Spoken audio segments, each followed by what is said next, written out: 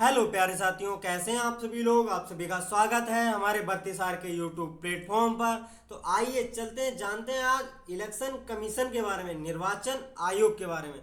निर्वाचन आयोग के बारे में जानने से पहले कुछ उसके other important fact and figure के बारे में डिस्कस करेंगे।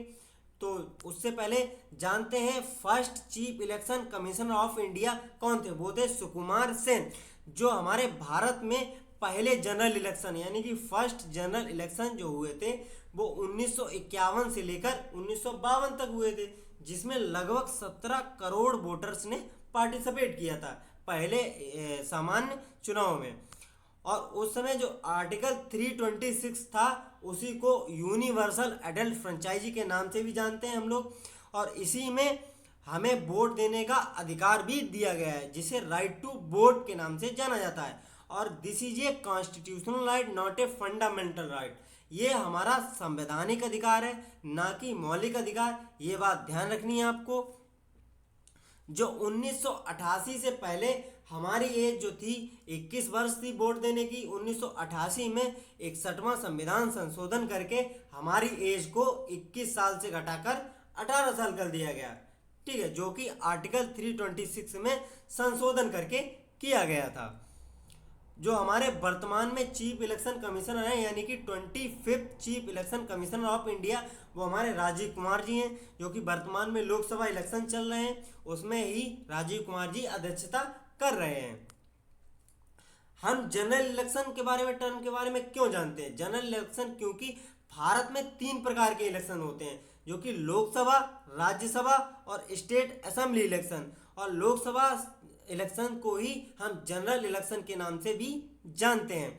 आप भारत सरकार के ऑर्गन्स के बारे में तो आप जानते ही होंगे, जिसे भारत सरकार के 3 ऑर्गन्स हैं, जो कि लेजिस्लेटिव, एग्जीक्यूटिव और जुडिशरी में डिवाइडेड है। और जो लेजिस्लेटिव है उसको 2 पार्ट में डिवाइडेड किया गया, क्योंकि हमारी लेजिस्लेटिव जो है भारतीय संविधान की वो शक्तियों का बंटवारा समान किया गया है, जिसमें सेंट्रल एंड स्टेट, यानी कि सेंट्रल में आती है पार्लियामेंट, जो कि हम संसद के नाम से जानते हैं, और स्टेट में आती है स्टेट लेजिस्लेचर, जो कि विधान परिषद के बारे में जानते हैं उसके बारे में। ठीक है, और जो पार्लियामेंट है, पार्लियामेंट 2 सदस्यीय निकाय है, मतलब 2 इसमें सदन से मिलकर पार्लियामेंट बनती है, जिसमें हमारा राज्यसभा अपर हाउस है, लोकसभा लोअर हाउस है। जो राज्यसभा उच्च सदन कहते हैं, इसको भंग नहीं किया जा सकता, लोकसभा भंग की जा सकती है। राज्यसभा में 250 सीटें मैक्सिमम तक हो सकती हैं, जो कि वर्तमान में इसकी सीटें हैं 245 तक।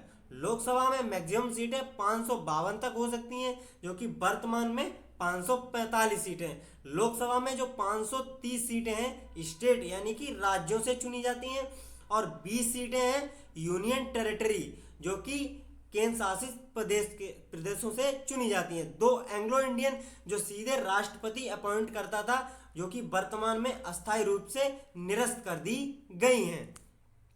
आइए जानते हैं चुनाव आयोग के बारे में। निर्वाचन आयोग, इसका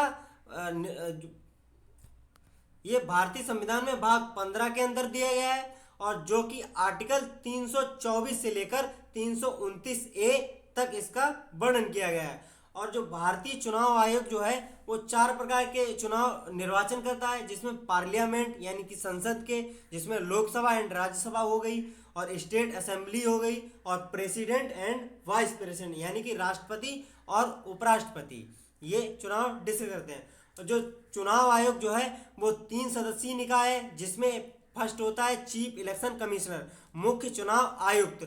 2 होते हैं अन्य चुनाव आयुक्त यानी कि इलेक्शन कमिश्नर। और ये डेट के बारे में समराइज करेंगे हम लोग, जैसे कि 1950 से लेकर 1989 तक ये 1 सदस्यीय निकाय था, और 1989 से 1990 तक ये 3 सदस्यीय निकाय बनाया गया। फिर 90 में ये इसको निरस्त करके फिर 1 सदस्यीय बनाया गया। फाइनली 1993 में ये 3 सदस्यीय निकाय कर दिया गया, जो कि वर्तमान में 3 सदस्यीय निकाय भी काम कर रहा है। वर्तमान में जो इलेक्शंस हो रहे हैं वो 3 सदस्यीय निकाय के द्वारा ही हो रहे हैं इलेक्शन।